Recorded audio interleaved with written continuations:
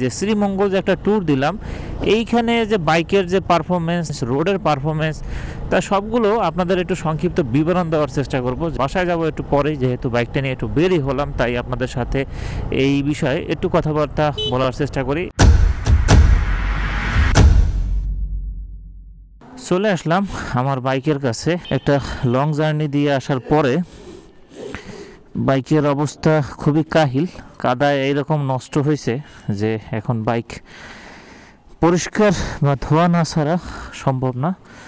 আর আসলে আমার বাইক আমি কখনোই এরকম ফালাই রাখি না। আগে বাইকটা এমার্জেন্সি ওয়াশ করাতে হবে, কারণ এরকমভাবে ফালাই রাখলে বাইকে দ্রুত জং ধরে যেতে পারে। গতকাল রাত্রেই ট্যুর থেকে ফিরলাম, তখন ঘড়িতে প্রায় 11টার মতো বাজে। শ্রীমঙ্গল থেকে আসলাম আর আজকেই যাচ্ছি এই বাইকটা ওয়াশ করাতে বা ওয়াশ করিয়ে নিয়ে আসবো, কারণ এইরকম অবস্থায় ফেলে রাখলে জং ধরার সম্ভাবনা বেশি থাকবে। যে কাদা বাইকে লেগে আছে, এই কাদা যদি বেশিক্ষণ লেগে থাকে তাহলে বাইকের বডিতে বা কাদা যেখানে যেখানে সেখানে জং ধরে যেতে পারে। এজন্য আসলে এইভাবে বাইকটা ফেলে রাখবো না। এজন্য গতকালকে রাত্রে আসছি আর আজকে বেরিয়ে গেছি বাইকটা ওয়াশ করাতে জন্য। ওয়াশ করা এনে রেখে দেব, এরপরে চালাই বা না চালাই সেটা পরে দেখা যাবে, কিন্তু আগে বাইকটা এভাবে রাখা যাবে না। এইটাই হলো আমার মানে প্রধান উদ্দেশ্য বা প্রধান কাজ। আর আমি বাইকটা সবসময় একটু বেশি কেয়ার করে থাকি, যার কারণে এরকম কাদা বা এরকম অবস্থা রাখলে আমার মনের শান্তি লাগবে না।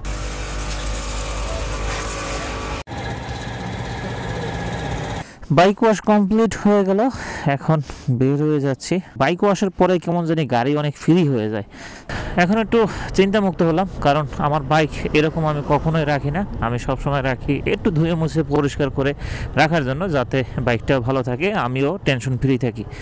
যাই হোক, এখন সর্বোপরি আপনাদের সাথে যে শ্রীমঙ্গল যে একটা ট্যুর দিলাম, এইখানে যে বাইকের যে পারফরমেন্স, রোডের পারফরমেন্স, তা সবগুলো আপনাদের একটু সংক্ষিপ্ত বিবরণ দেওয়ার চেষ্টা করব। বাসায় যাব একটু পরেই, যেহেতু বাইকটা নিয়ে একটু বেরি হলাম, তাই আপনাদের সাথে এই বিষয়ে একটু কথাবার্তা বলার চেষ্টা করি। এখন যেহেতু শীতের সিজন, বাইক ট্যুরিংয়ের একটা অন্যতম সময়, এখন অনেকেই আসলে বাইক নিয়ে ট্যুরে দিতে চায় বিভিন্ন জায়গায়।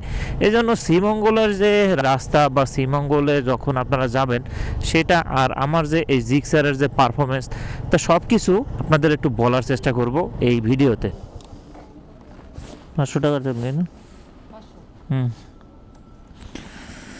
পুনরায় আবার 500 টাকার তেল নেই আপাতত। এখন আপনাদের শ্রীমঙ্গল ট্যুরের একটু সারাংশ বা মোটামুটি একটু সংক্ষিপ্ত বিবরণ দেওয়ার চেষ্টা করব। যেহেতু দীর্ঘ একটা পথ পাড়ি দিয়ে আসছি, আর গত রাত্রেই এই আমার স্থানে মানে আমার জায়গায় ফিরে আসছি, এখন পর্যন্ত সম্পূর্ণভাবে রেস্ট নিতে পারি নাই। রেস্ট না নিয়েই আগে বাইকটা ওয়াশ করাই নিয়েছি। যাই হোক, মোটামুটি আপনাদের যে এই যে শ্রীমঙ্গল ট্যুরের একটা সংক্ষিপ্ত আপনাদের বিবরণ দেওয়ার চেষ্টা করি।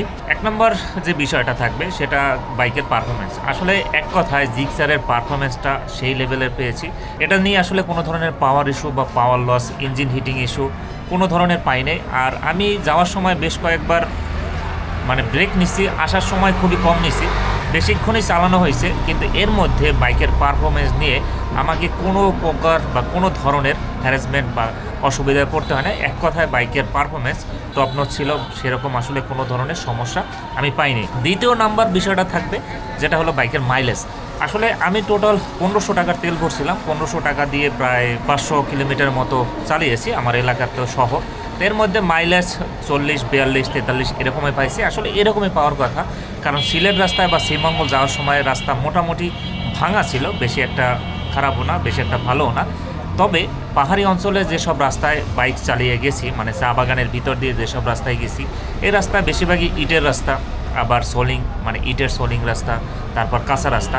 তা সব মিলিয়ে মাইলেজটা এরকমই পাবো আমি নিজেও আশা করছিলাম, কারণ বাইকের উপর মোটামুটি একটা ভালো প্রেশারই দিয়েছি এই কাঁচা রাস্তাগুলোতে। 3 নম্বর যে বিষয়টা থাকবে আপনাদের, এটা হলো যারা শ্রীমঙ্গলে যাবেন এই সময় অবশ্যই শুক্র শনিবার বাদে যাবেন, কারণ শুক্র শনিবার গেলে অনেক প্রকার গ্যাদারিং হয়, ঠিকমতো মানুষের জন্য আসলে ঠিকমতো ঘোরাও হয় না, অনেক সময় ঝামেলা পোহাইতে হয়। ঠিক আমরা যে কটেজটায় ছিলাম, কটেজটা খুবই ভালো, অনেক ভালো পরিমাণ সাপোর্ট পাইছি তাদের কাছ থেকেও, এবং থেকেও অনেক শান্তি লাগছে, মানে ভালো লাগছে।